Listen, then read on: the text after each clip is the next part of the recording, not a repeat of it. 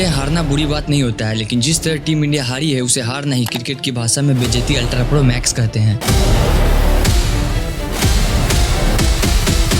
आप लोग जरा खुद सोचो, एक टीम जिसने कुछ ही साल पहले बड़े आराम से T20 वर्ल्ड कप जीताया, नए नए खिलाड़ियों को मौका मिला और जिसने भी मौका मिला उसने खुद को साबित कर दिखाया। फाइनल में 250 प्लस रन का स्कोर खड़ा किया और न्यूजीलैंड जैसी मजबूत टीम को पूरी एक तरफा मुकाबले में हरा दिया। फिर आया IPL जहां बल्लेबाज ने हर हद पार कर दी। 250-60 रन बनाना आम बात हो गई थी और उतना ही आराम से रन चेज भी होने लगा। England, Australia, South Africa, West Indies, हर जगह क्रिकेट एक्सपर्ट और कंटेंट क्रिएटर एक ही बात बोल रहे थे, अगर यही सिलसिला चलता रहा तो आने वाले सालों में इंडिया क्रिकेट एक नई सुपर पावर बन जाएगी, बिल्कुल उस ऑस्ट्रेलिया की तरह जिसने हारना लगभग नामुमकिन माना जाता था। यहाँ तक कि पाकिस्तान की तरफ से भी यह माना गया है कि फिलहाल इंडिया का लेवल सबसे ऊपर है। उनके कोच ने भी खुले तौर पर कहा है कि हम खराब टीम नहीं है, लेकिन इंडिया के सामने हमारी टीम टिक नहीं पाती है। लेकिन फिर IPL खत्म हुआ और हमारी विश्व विजेता टीम आयरलैंड पहुंची। सबको लगा कि अब वहाँ भी बड़े आराम से जीत मिलेगी, शायद 300 पार वाला खेल भी देखने को मिलेगा, क्योंकि कागज पे देखा जाए तो आयरलैंड भारत के सामने कहीं नहीं टिकी थी। लेकिन हुआ बिल्कुल उल्टा। पहले ही T20 मैच में आयरलैंड ने भारत को हरा दिया। उस वक्त लगा कि चलो एक खराब दिन था,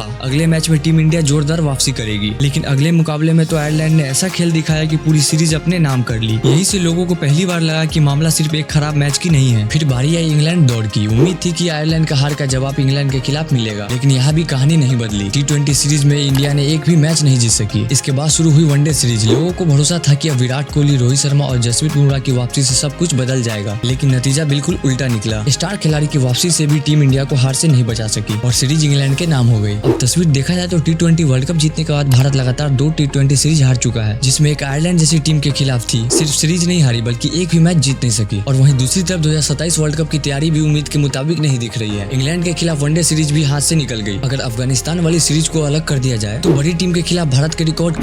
आखिर यही वजह है कि कई बड़े सवाल उठने लगे। आखिर गलती कहाँ हो रही है, किसकी रणनीति फेल हो रही है, और इस पूरे दौर के बाद आखिर कौन है जो सबसे ज्यादा सवाल के घेरे में आ चुका है। आज की वीडियो में हम इन्हीं सवाल का जवाब ढूंढेंगे। सबसे पहला सवाल, सुमन गिल की कप्तानी। सुमन गिल चैंपियंस ट्रॉफी के बाद उसे टीम इंडिया की वनडे कप्तानी सौंपी गई। फैसला बड़ा था क्योंकि रोहित शर्मा के कप्तानी तौर पर कोई विकल्प नहीं थे, बल्कि उन्होंने अपनी कप्तानी का आखिरी ICC टूर्नामेंट जिताकर खत्म की थी। फिर भी टीम मैनेजमेंट ने भविष्य को देखते हुए गिल पे भरोसा जताया। उस समय कई क्रिकेट एक्सपर्ट और फैंस ने भी इस फैसले पर समर्थन किया। ऊपर से गिल लगातार बल्ले से रन बना रहे थे, इसीलिए उस समय यह फैसला बिल्कुल गलत नहीं लगा। कप्तानी सिर्फ रन बनाने का खेल नहीं है, सही स्ट्रेंथ, सही डिसीजन और मुश्किल समय पर टीम को संभालना ही एक अच्छी कप्तान की पहचान होती है। यही वजह है कि अब गिल की कप्तानी पे चर्चा होना शुरू हो गई है। सबसे बड़ी चिंता यह है कि 2027 का वर्ल्ड कप अब ज्यादा दूर नहीं है। ऐसे में लगातार एक्सपेरिमेंट करने का सही समय नहीं बचा है। अब बात करते हैं हेड कोच गौतम गंभीर की। इस दौर के बाद उनकी स्ट्रेटजी भी सवाल के घेरों में आ गई है। जिस T20 फॉर्मेट को उनकी सबसे बड़ी ताकत मानी जाती थी, वही इस दौर में सबसे बड़ी कमजोरी बन चुकी है। टीम सिलेक्शन, प्लेइंग 11 और टीम कॉम्बिनेशन जैसे फैसले लगातार सवाल उठे। कई फैंस का मानना है कि कुछ खिलाड़ियों को जरूरत से ज्यादा मौका मिले, जबकि बेहतर विकल्प बेंच पे ही बैठे हैं। अब सबकी नजर BCCI की रिव्यू मीटिंग पर है, जहां गंभीर के फैसले का भी पूरा एनालाइज हो सकता है। अब आते हैं चीफ सेलेक्टर अजीत अगरकर पर, क्योंकि टीम सिलेक्शन को भी लेकर लगातार बहस चल रही है। अगर IPL को दुनिया का सबसे कॉम्पिटिटिव लीग माना जाता है, तो वहाँ शानदार परफॉर्मेंस करने वाले कुछ प्लेयर को लगातार इग्नोर क्यों किया जा रहा है? यही सवाल इस वक्त सोशल मीडिया से लेकर क्रिकेट एक्सपर्ट तक पूछ रहे हैं। दूसरी तरफ कुछ खिलाड़ियों को लगातार चांस मिल रहे हैं, लेकिन उनका परफॉर्मेंस उम्मीद के मुताबिक नहीं रहा। ऐसे में फैंस जानना चाहते हैं कि आखिर सिलेक्शन का कैटेगरी क्या है। तो वहीं रोहित शर्मा और विराट कोहली जैसे सीनियर प्लेयर को हमेशा परफॉर्मेंस के आधार पर खुद को साबित करने की बात कही जाती है, लेकिन क्या यही रूल बाकी सब प्लेयर पर भी बराबर से लागू नहीं होनी चाहिए? अब यही सवाल हर जगह उठने लगा। अब सबसे दिलचस्प बात यह होगी कि आने वाले सीरीज में बड़े बदलाव देखने को मिलेगी या फिर वही पुराना कॉम्बिनेशन पर भरोसा किया जाएगा। तो गाइस आप बताइए, इस पूरे मामले में सबसे बड़ी जिम्मेदारी किसकी बनती है? सुमन गिल, गौतम गंभीर, अजीत अगरकर या पूरी टीम मैनेजमेंट की?